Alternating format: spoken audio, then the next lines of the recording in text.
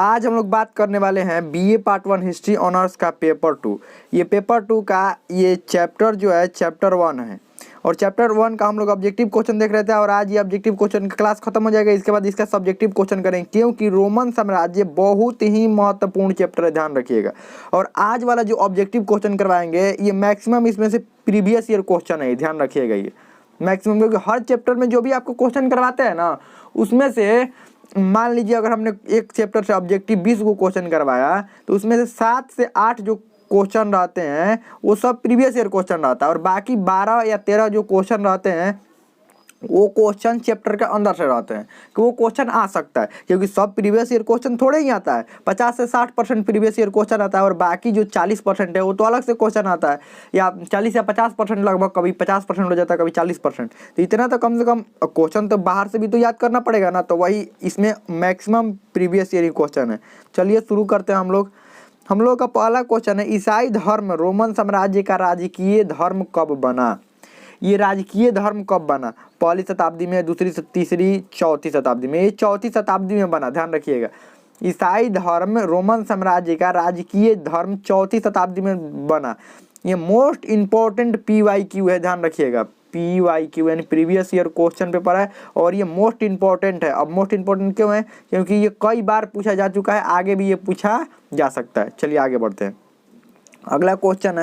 अगला क्वेश्चन है कि प्रारंभ में रोम की अर्थव्यवस्था का स्रोत था। प्रारंभ में रोम का अर्थव्यवस्था का स्रोत क्या था? कृषि, व्यापार, पशुपालन या डी इनमें से कोई नहीं। तो रोम ही नहीं, कोई भी सभ्यता जब जन्म लेती है तो उसके प्रारंभ में उसकी अर्थव्यवस्था किस पर निर्भर रहता है? कृषि पर ही। तो इसकी अर्थव्यवस्था किस पर निर्भर रहेगी? कृषि पर इसकी भी अर्थव्यवस्था निर्भर थी क्योंकि एक तो ये टाइबर नदी के तट पर थे और टाइबर नदी से कुछ दूरी पर थे। ऐसा नहीं कि एकदम नदी के किनारे ही थे, लेकिन थे नदी के एकदम मतलब इतना नहीं कि बहुत ज़्यादा दूरी था। और ये पहाड़ियों पर रहा करते थे तो वहाँ से मैदानी भागों में खेती भी कर लिया करते थे, तो मुख्य इनका आय का स्रोत जो था वो खेती ही था। चलिए आगे बढ़ते हैं। अगला क्वेश्चन है, ईसाई धर्म को रोमन साम्राज्य में आधिकारिक धर्म किस सम्राट ने बनाया था?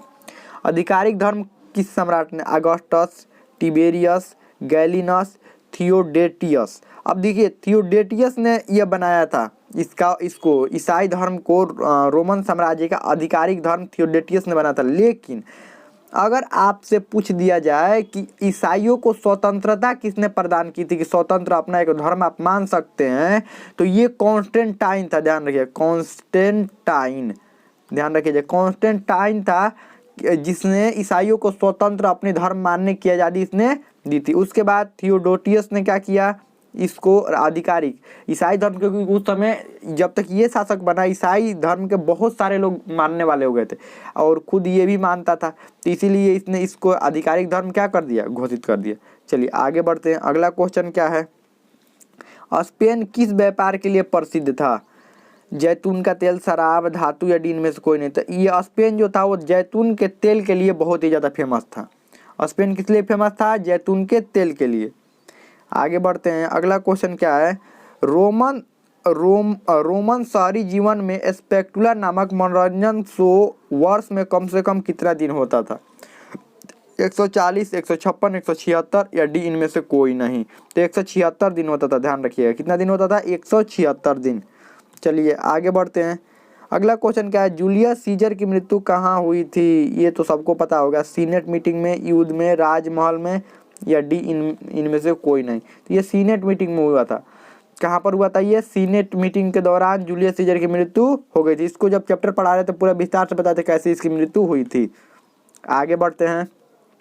अगला क्वेश्चन है, मैकियावली का जन्म किस देश में हुआ था? मैकियावली जर्मनी, इंग्लैंड, फ्रांस या इटली।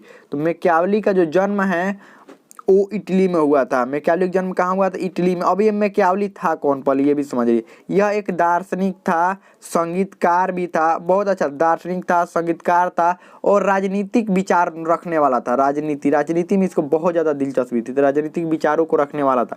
और इसकी एक रचना का नाम आता है जिसका नाम है द प्रिंस, याद रखिएगा। ये मोस्ट इंपॉर्टेंट क्वेश्चन है, द प्रिंस वाला कई बार पूछा जा चुका है। इसी की रचना, मैकियावली की रचना है द प्रिंस। चलिए हम लोग आगे बढ़ते हैं। अगला क्वेश्चन क्या है? अगला क्वेश्चन है, दांते किस देश का कवि था? जर्मनी, फ्रांस, इटली या डी इंग्लैंड। तो ये भी इटली का ही था। दांते किस देश का कवि था? इटली, क्योंकि रोमन साम्राज्य के बारे में चल ही रहा है तो इटली के बारे में ही चलेगा। तो ये इटली का कवि था, ध्यान रखिएगा। दांते इटली का कवि था और इसको राष्ट्र कवि का भी दर्जा दे दिया गया था दांते को। आगे बढ़ते हैं। अगला क्वेश्चन है, शक्ति का पृथक्करण का सिद्धांत किसने दिया था? प्लूटो, वोल्टेयर, वोल्टेयर यहाँ पर होगा। मॉन्टेस्क्यू, मॉन्टेस्क्यू, ये मॉन्टेस्क्यू होगा या डी इनमें से कोई नहीं। तो इसका आंसर मॉन्टेस्क्यू होगा, यहाँ पर मॉन्टेस्क्यू रहेगा। अब मॉन्टेस्क्यू समझिए, ये शक्ति का पृथक्करण के सिद्धांत एक बार आप लोग भी समझ लीजिए। ये कह रहा था ना कि शक्ति किसी एक व्यक्ति या राजा के हाथ में नहीं होनी चाहिए। कार्यपालिका, न्यायपालिका और विधायिका, ये तीनों में ये शक्ति का बंटवारा होना चाहिए, तब शासन बेहतरीन तरीका से चल सकता है। कार्यपालिका, न्यायपालिका और विधायिका के बीच में ये मॉन्टेस्क्यू द्वारा दिया गया था शक्ति का पृथक्करण का सिद्धांत, याद रखिएगा। आगे बढ़ते हैं। अगला क्वेश्चन क्या है, रोमन साम्राज्य की मुख्य भाषा क्या थी? संस्कृत, लैटिन, अंग्रेजी या डी में से कोई नहीं। तो लैटिन भाषा थी, क्योंकि लैटिन जनजाति के लोग ही थे तो इसीलिए लैटिन भाषा थी। तो हमें लगता है कि इसमें से जितना भी ऑब्जेक्टिव क्वेश्चन है आप लोगों को समझ में आ गया होगा। अब इसका ऑब्जेक्टिव क्वेश्चन समाप्त हुआ, इसमें सब्जेक्टिव क्वेश्चन है वो हम लोग करेंगे। अब आपको इसमें कोई भी डाउट हो, कोई भी क्वेश्चन हो, आप कमेंट में पूछ सकते हैं, मतलब समझ में आ गया हो।